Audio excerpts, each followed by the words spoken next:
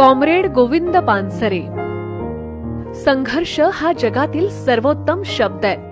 हे वाक्य आपल्या हृदयात कोरून आयुष्याच्या अखेरच्या क्षणापर्यंत समाजातील वंचित कष्टकरी घटकांसाठी संघर्षरत राहिलेल्या शहीद कॉम्रेड गोविंद पानसरे यांचा आज 9वा स्मृती दिन.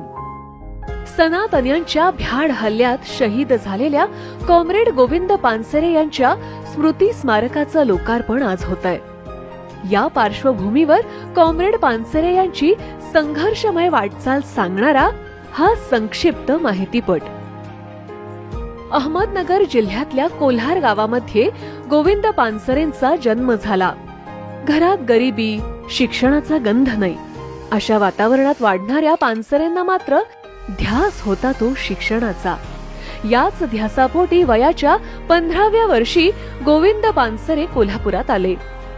या काळात पानसरे यांनी वृत्तपत्र विक्रेता, महानगरपालिकेत शिपाई, जकात नाक्यावर कर्मचारी, म्युनिसिपल स्कूल बोर्डात प्राथमिक शिक्षक असे मिळेल ते काम केले. अखेर अतिशय खडतर परिस्थितीत त्यांनी पदवी संपादन करत कायद्याचं शिक्षण पूर्ण केलं आणि वकील म्हणून कामाला जोमानं सुरुवातही केली.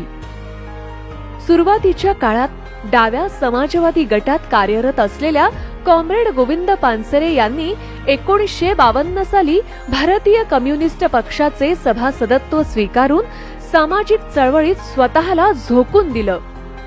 विविध क्षेत्रातील कामगारांच्या संघटनांची बांधणी करत त्यांच्या न्याय हक्कासाठी त्यांनी लढे उभारण्यास प्रारंभ केला. 1955 साली गोवा मुक्ती आंदोलनात त्यांनी सक्रिय सहभाग घेतला. तसेच संयुक्त महाराष्ट्राच्या आंदोलनातही त्यांचा सक्रिय सहभाग होता. या काळात त्यांना तुरुंगवासही भोगावा लागला. आपल्या 65 वर्षांच्या सार्वजनिक जीवनात कॉम्रेड पानसरेंनी अनेक लढे उभारले, अनेक चळवळींचं नेतृत्व केलं. वर्णव्यवस्थेचे समर्थन करणाऱ्या शंकराचार्यांशीही त्यांनी वाद घातला. समाजातल्या अनिष्ट रूढी, परंपरा, जातीप्रथा यांच्या विरोधात त्यांनी एल्गार पुकारला. राजर्षी शाहूंच्या नगरीत आयुष्य व्यतीत करणारे कॉम्रेड पानसरे हे मार्क्स, लेनिन, फुले शाहू आंबेडकरांच्या विचारांचे पाईक आणि कृतिशील अनुयायी होते. ज्या कोल्हापुरात शाहू महाराज कर्मकांडाविरुद्ध लढले, तिथेच जेव्हा हजारो किलो धान्य जाळून महायज्ञ करण्याचा घाट काही प्रतिगाम्यांनी घातला, तेव्हा त्यांचा हा प्रयत्न हाणून पाडण्यासाठी कॉम्रेड पानसरे आणि ज्येष्ठ नेते भाई N.D. पाटील यांनी या महायज्ञाविरोधात जन आंदोलन उभे केले. अखेर कोल्हापूरच्या जनतेनेच यज्ञावर बहिष्कार टाकला आणि या महायज्ञाचा बोजवारा उडाला. बाबरी मशीद पाडल्यानंतर सगळीकडे धार्मिक तेढ वाढू लागली. तेव्हा कॉम्रेड पानसरे यांच्या पुढाकाराने कोल्हापुरात स्थापन झालेल्या आम्ही भारतीय लोक या आंदोलनाने कोल्हापूर शहरातील सलोखा टिकवण्यासाठी महत्वाची भूमिका बजावली. एकूणच कोल्हापूरचा पुरोगामी चेहरा टिकवून ठेवण्यात कॉम्रेड गोविंद पानसरेंचा मोठा वाटा होता. कोल्हापूरचे टोलविरोधी आंदोलन हे देखील कॉम्रेड पानसरे यांच्या नेतृत्वाखाली यशस्वीपणे लढले गेलेले एक महत्वाचे जन आंदोलन आहे. सोपे बोलणे आणि सोपे लिहिणे हे कॉम्रेड पानसरे यांचे वैशिष्ट्य होते. त्यांनी शिवाजी कोण होता ही पुस्तिका लिहून शिवरायांनी सामान्य माणसांसाठी केलेलं कार्य अगदी सोप्या भाषेत उलगडून दाखवलं. कॉम्रेड पानसरे यांनी कोल्हापुरात श्रमिक प्रतिष्ठानची स्थापना केली. श्रमिक प्रतिष्ठानची गेली 22 वर्ष अव्याहतपणे सुरू असलेली कॉम्रेड अवी पानसरे व्याख्यानमाला महाराष्ट्रातील महत्वाची विचारप्रवर्तक व्याख्यानमाला म्हणून ओळखली जाते.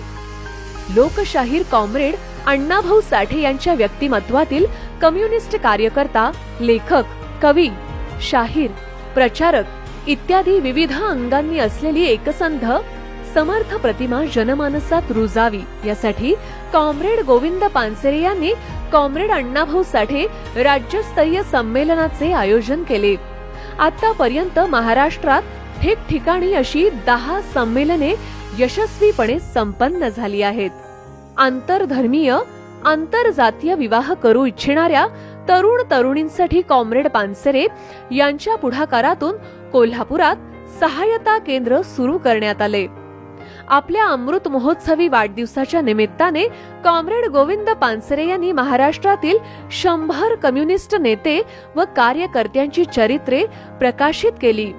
यातून त्यांनी कम्युनिस्ट पक्षाचा आणि परिवर्तनवादी चळवळीचा इतिहास शब्दबद्ध केला. आपल्या 82 वर्षांच्या जीवनात कॉम्रेड गोविंद पानसरे यांनी समाजातील असंख्य वंचित घटकांच्या संघटनांचं नेतृत्व केलं. त्यांच्या या समाज प्रबोधक कार्याची दखल घेऊन त्यांना 1998 साली भाई माधवराव बागल पुरस्कार, 2003 साली कोल्हापूर भूषण पुरस्कार तसेच 2012 साली राजर्षी शाहू पुरस्काराने सन्मानित करण्यात आलंय.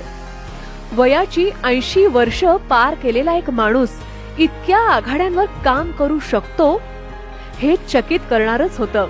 2014 नंतर देशात बदललेल्या राजकीय परिस्थितीत भारतीय संविधानावर होणारे हल्ले रोखण्यासाठी आणि धोक्यात आलेली लोकशाही वाचवण्यासाठी कॉम्रेड गोविंद पानसरे यांनी फॅसिझम विरोधात व्यापक लढा उभारत सनातनी प्रतिगाम्यांना थेट आव्हान दिले.